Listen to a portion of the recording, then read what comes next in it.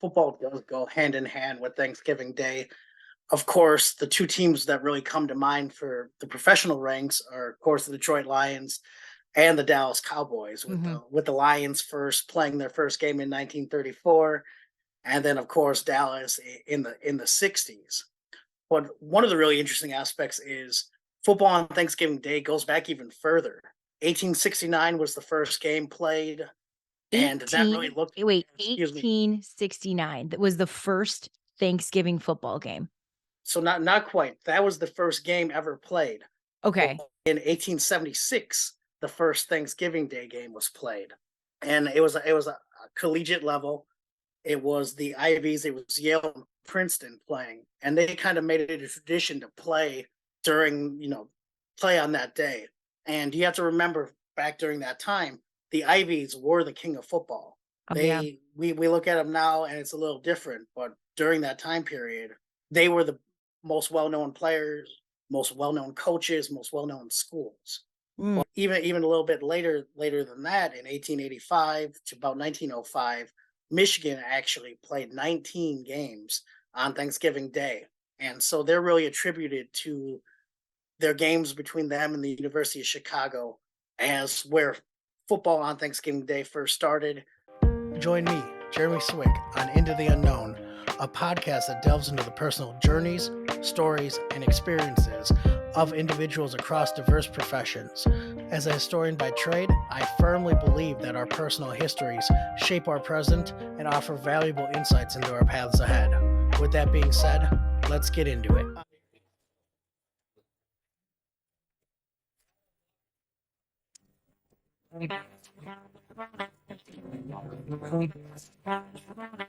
Ladies and gentlemen, welcome on back to another fantastic episode of Bar Talk, where me, myself, and I will be your bartender this evening, Jenna.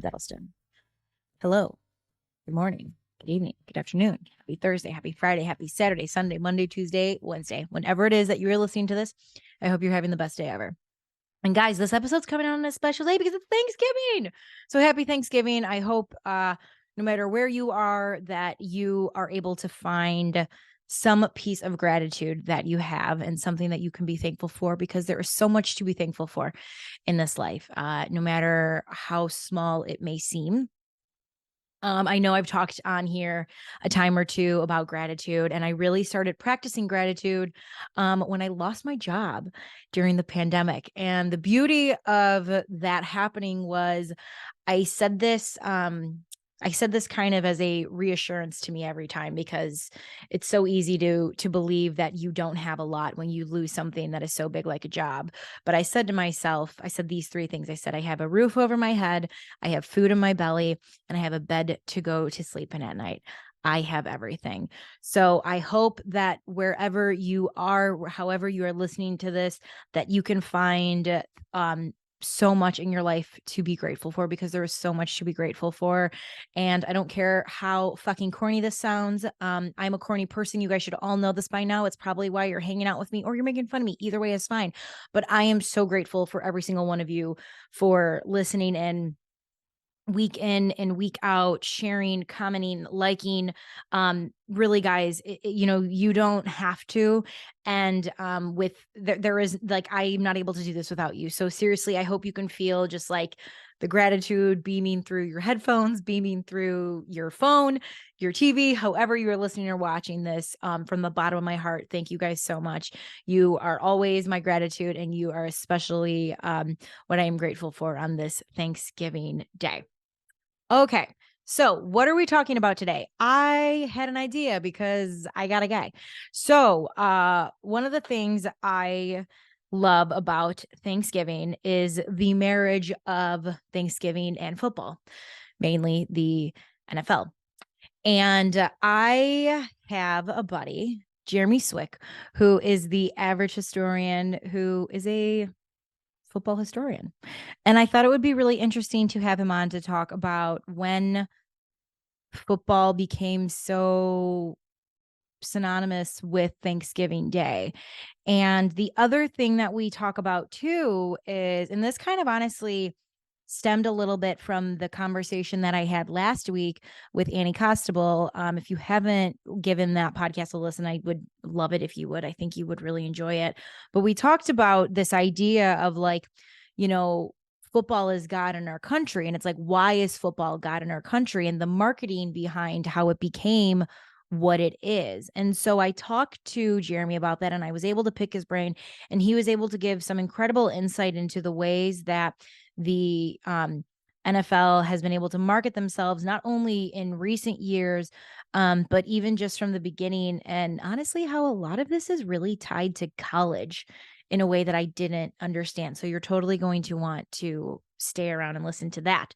And that is all I got for you guys. So, ladies and gentlemen, let's go ahead and get into my conversation on this glorious Thanksgiving Day, or whenever it is that you're listening to this, on the history of football and Thanksgiving with Jeremy Swick, the football historian. Enjoy. Jeremy, obviously you are a football historian, which is quite a title to have. So before we kind of get into our conversation, how about you just share with people listening, how does one even become a football historian? So that's an excellent question, and it was a really interesting journey, to be honest. It was one of those areas I kind of just fell into.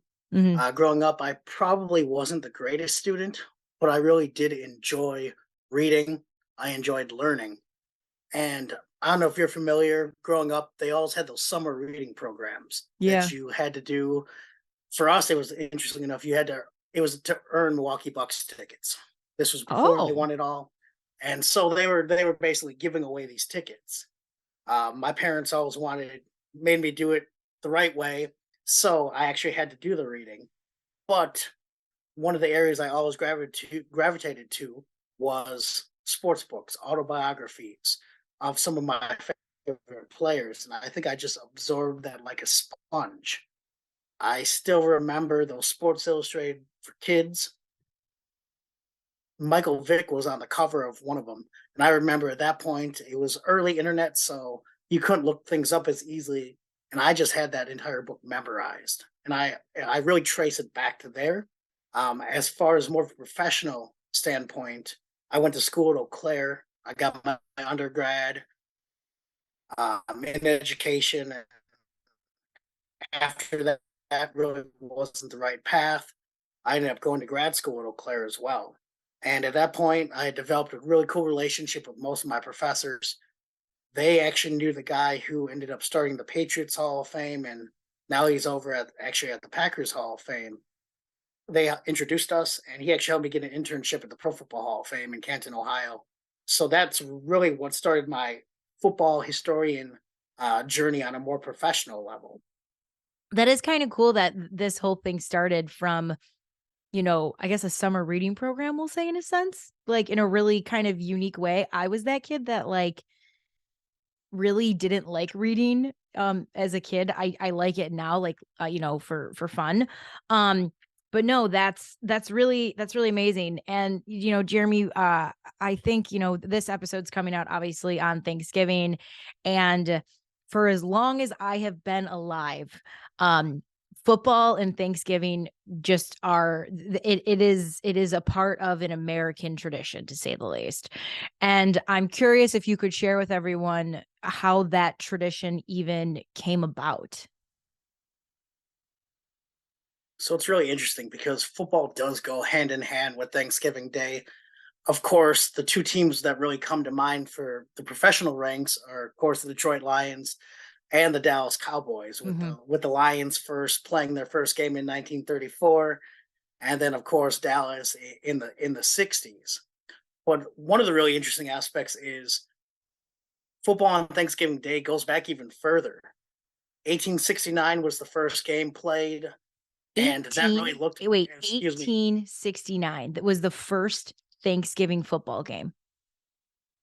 so not quite. That was the first game ever played.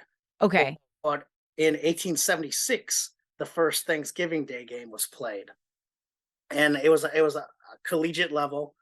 It was the Ivies. It was Yale and Princeton playing, and they kind of made it a tradition to during play on that day. And you have to remember back during that time, the Ivies were the king of football. Oh, yeah. We look at them now and it's a little different, but during that time period, they were the most well-known players, most well-known coaches, most well-known schools. Mm. But even a little bit later than that, in 1885 to about 1905, Michigan actually played 19 games on Thanksgiving Day. And so they're really attributed to their games between them and the University of Chicago as where football on Thanksgiving Day first started. It really just made sense. A lot of people had off. It would be good viewership for the players and for the students. And so, of course, one thing I've learned about history is the fact that a lot of these things start in the collegiate ranks and move their way up to football, or excuse me, move their way up to professional football. Mm. And so, even predating the NFL, there were games that were being played on Thanksgiving Day because they knew people were off. You have to work a lot of time. You have to look at it. A lot of those guys were working professionals. So, Mm. yes, they were pro players, but they also had other jobs, sometimes coaching high school sports and, other things like that. And so, even by the 1890s, the pro teams that played, one of the more notable was in 1902, the National Football League, which is funny because it's literally no relation to the NFL today. It was actually backed by Major League Baseball as a way to gain interest, garnish interest in football. And it really wasn't national, it was regional. The teams only were from Pittsburgh. There was only three of them. It was it was the Pittsburgh Stars, the Philadelphia Athletics, and the Philadelphia Phillies played in a championship game. They tied, they all claimed winner. They all claimed to be winners, and the league folded within a year. So one thing you'll notice about pro sports is a lot of times they'll have these seedlings in other defunct professional leagues. I just love that you're able But to we were like talking spew about. to Sorry, go spew ahead. out. No, it's just crazy to me that you're able to just like spew all these facts, like talking about the weather, like as if you've like I just find that crazy. Like I'm obviously not a historian, which is why I have you here and we're talking about this right now. But I didn't realize that a lot of, and I guess maybe you can elaborate on this a little bit, but is it that a lot of traditions, it was like, was college kind of like the test dummy for it and then the professional leagues started to pick up? Like because then like how did it translate over from college to then it becoming like the NHL day? No, that's a great point. It's interesting because with college football, especially being so early. I mean, you have to think it was literally right around the end of the Civil War where when college football started being played. Of course, it looked a lot more like soccer. The American football we see today really didn't come around until 1905 when they legalized things like the forward pass and had the line of scrimmage. But I guess you could say they were test dummies, but at the same time, pro sports was such an afterthought, especially for football, that really people saw what the colleges did and kind of emulated that. And even going off that, pro football did that with professional baseball. You'll see a lot of these early team names be derivatives or adjacent to the professional baseball counterpart. Of Bears and course, we Cubs. have that team, that team, the Cubs, they played once they moved to Chicago. They stayed the Staleys for another year, and then the Bears. The idea going, of course, that while the Cubs were good, Bears were fierce and ferocious. And interestingly enough, Detroit kind of did the same thing. They were in Portsmouth, Ohio, as the Spartans, and a group bought them and moved them to Detroit. The main guy of that was George Richards, who again gave the ode to the Detroit Tigers, who were they were the well established team in Detroit, but he wanted his team to be the NFL's. He wanted them to be the king of the jungle, king of the NFL, and so that was one of the reasons why he named him the Detroit Lions instead Hmm. of something like the Detroit Tigers. Interesting. So it obviously then becomes part of, the professional league. When at around what time period was it that football and NFL football became, like synchronicity or what's the word, like in sync with Thanksgiving? What was that year? Yeah, so that was 1934. honestly, right when Detroit moved, or excuse me, right when the Spartans moved to Detroit and became the Lions.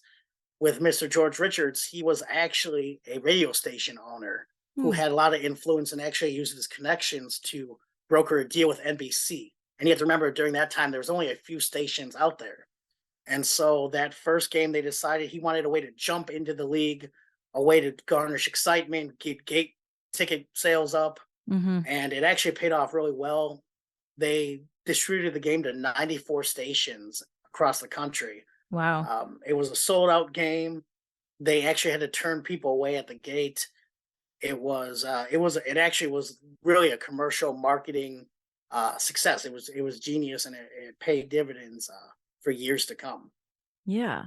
That's so fascinating. And then, so is that why then? Because obviously you said, Thanksgiving and football, you always think too of the Detroit Lions and the Cowboys. So obviously you've talked about the Lions and how they're able to be a part of that Thanksgiving day.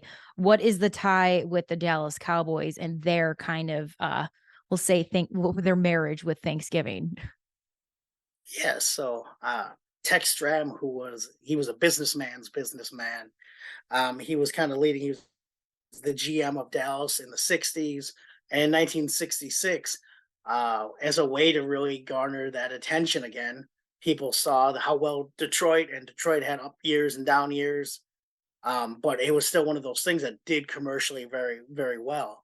And so he basically signed the Cowboys up again, not really knowing if it was going to be a success, because the biggest thing at that point is, gate sales and making sure you have the audience to do it.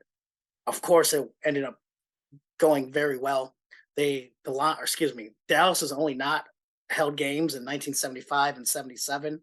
The NFL decided to give it to the St. Louis Cardinals at that time. The opportunity, it didn't go well. They got crushed in both games, and then they lost in '76 to Dallas when Dallas hosted it again. And after that, Dallas pretty much just kept it there. And even in 2006, that's when they added the primetime game, which I think was smart on the NFL's part as well. So the primetime game of Thanksgiving only began in 2006. Did you say? Is that correct? Yes. Okay, so it is it because I really feel like, and again, I was 2006. I don't how old am I? Young. 12, 11. I'm 11. Let's say I'm 11. I'm 11 years old. So like you're paying attention to what's on TV, but like you're so distracted as a kid sometimes you don't actually really know what's going on. But I think as I've gotten older and older, again, like the minute I walk into my Aunt Joanne's kitchen and I am her I'm the sous chef for Thanksgiving in my family. So I help cook along with my aunt and my brother. And football is always in the background. Like it just, again, it's just it goes together. Um, the it becoming a primetime game in 2006. Can you kind of explain why the NFL decided to make it a primetime game? Like, what was their idea going into, like, hey, we should probably try this out and see if it works? I mean, obviously, it's a tradition that's been going on forever, but it's a tradition that I really feel like, honestly, in the last decade has just like gone to a whole new level. Oh, yeah, it definitely has exploded. I think one of the reasons was just the success of John Madden. Of course, he had his great Mm, football franchise. Before that, he was a great coach, right.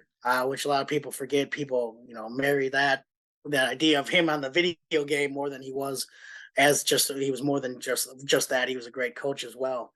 But I think him and Al Michaels and Pat Summerall all had that kind of era about him to just get people excited about the game. I think one of the reasons was also just the fact that it was kind of, I would argue, it was probably a failsafe for the NFL in case Detroit wasn't really in competition, which historically hasn't been the case. What do you mean fail safe? Explain that. Yeah, yeah. So what I mean is it guarantees or should guarantee a really well played game between two big teams, two Mm, teams that are competing for a Super Bowl. gotcha. Whereas there's been up years and down years for both Dallas and Detroit, and sometimes the games get a little ugly. I would guess that the primetime game gives the NFL an opportunity to remain in the house as well, because you have to, as you mentioned, growing up, you're watching the game all the time. The game's on all day. I think just like just like basketball, we always watch it on Christmas Day. Yeah. It's always on TV, even if you're not paying attention to the game. They do a good job of letting those, legendary matchups, or I should say important matchups of that specific season play. And so, you get more viewership in there um each game. Yeah, no, that makes sense. And even I think about the god awful primetime game that my lovely Chicago Bears were in on Thursday night when they played the Commanders, which looked like a not even a JV football game. It looked like a freshman football game where all of the players had two left feet. So that makes a lot of sense. Jeremy, before we got on, you had brought up a book that you had, and this is it's a little ironic that you're on based off of the conversation I had last week on Bar Talk with uh a sports reporter here in Chicago. She covers the Chicago Sky, the Red Stars, and the Bulls. And I don't even know how this kind of conversation or topic came up, but she brought up the question of, like, you know, if we marketed women's sports the same way we've marketed football to believe that football is God in our country, like, how would we view women's sports differently? So again, I just love posing that question because I think it's so interesting. And obviously, having you on, one, you're a football historian, like, which says something about the, marketing of football. But if you could just talk about, maybe let's start to just now before and we'll backtrack.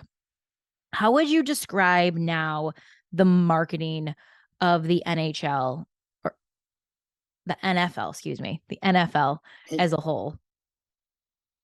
I mean, I think what they've done in the NFL, especially, they've started to develop not just narratives of the teams. I think they had that years ago where you pretty much it's there was a great book written. It was called Brutes and Suits, and it was basically the tribalism of looking at football. Whether you played the sport and it was considered barbaric, a game played by gentlemen, brutes and suits, if you will. Hmm. But I think more and more now the NFL has done a great job of marketing players. Whether you might be a fan of a specific team. For example, I'm of course a fan of the Packers, and you're a fan of that other team in the Yes. NFC. But um, I think they do a great job of making players almost a little larger in life than they already are. People cheer for a guy like Patrick Mahomes, even if you're maybe not a Chiefs fan. Mm-hmm. I think the NFL has really done a good job about marketing players in that sense. I think they've taken a page out of the NBA's book with that, because I always said, I'm not a huge, like, NBA fan. I'm not, like, if I'm choosing to watch something, I'm watching football, preferably NFL or MLB. I just love baseball. Those are kind of my things. And then whenever volleyball's on. But the one thing I will give the NBA, like, insane credits for is if you ever watch ESPN when a team is getting ready to play, it's never the Golden State Warriors versus the LA Lakers. It's Steph Curry and the Golden State Warriors take on LeBron James and the LA Clippers. They always lead with the name of the athlete that's going to draw you and that's going to make you want to watch. And I think it's something that, the NFL has started doing recently that I don't know if they weren't comfortable with doing it. I don't know why, because again, it's such a team sport. Like, I don't know when the pivot changed, but when did you see the pivot change of the NFL really starting to market the players and then kind of the team behind it? I think, as you mentioned previously, with college kind of being the test subject for the NFL, I think the Yeah. NFL used the NBA especially as kind of a test subject to see how that would play. I think it's always been the quarterbacks. You always knew the Always. quarterbacks for the teams. Yeah. It was Brett Favre's Green Bay Packers takes on Troy Aikman's Dallas Cowboys, and things like that. But I think more recently they saw the benefit. Of course, it's a little more difficult because there are so many guys. But I think you realize that so many of these guys have personalities, and Um, I think with the idea of allowing them to be themselves a little bit more, I think with the advent, not of social media because it's been around for quite a while, but allowing players to kind of use that platform. Of course, we've seen in cases like AB, it doesn't always go well, No. but in general, letting these guys kind of be themselves. AJ Dillon is very well known on Twitch because he streams him doing card breaks because he collects his own sports cards. Yeah. Having guys like that really develop their own personalities, and weirdly, I think like cult followings, if you will, of some of these. One of the some of these lesser known guys that you probably wouldn't know about if they weren't kind of all over social. It's so true. And I think that obviously social media has been around for God, how long now? I made my first MySpace page when I was in 7th grade. Okay, so it's been a while. But I think of that, like, we'll call it the very beginning of social media it was never a business. Social media was just, it was fun. It was a form of communicating. It was also a form of escapism for a lot of people. It wasn't this sense of like, I am selling you me so you become a fan of me. Like, I never felt like that was the beginning of social media, right? I would say probably within the last, I don't know, like maybe 5 to 7 years. 7 might be like, like when people first started doing it. But this idea of we really get to see people's personalities. And the one person I think of the most when it comes to that is my former quarterback, Jay Cutler. And I always said, like, when his time in Chicago, I think he was the most misunderstood human being. And we all thought he was some just absolute jagoff. Like, there's no other way to put it. Like, I think we just all thought he was. He was very kind of smug in his interviews and his press game conferences. There was always the Jay Cutler cigarette meme, which like kind of fed into this narrative of him. And again, I can't believe I'm saying these words, but it wasn't until I started watching him with his ex-wife on Very Cavallari that I was like, this guy is hilarious.